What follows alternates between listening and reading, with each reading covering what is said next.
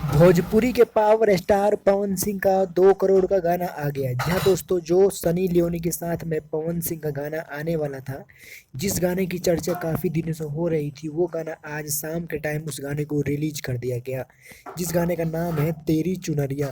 दोस्तों, गाना इतनी ज़बरदस्त है। इस गाने में पवन सिंह की लुक की तारीफ करनी होगी। ज़बरदस्त लुक में इसमें स्लो मोशन में एक्टिंग और गायकी किया है।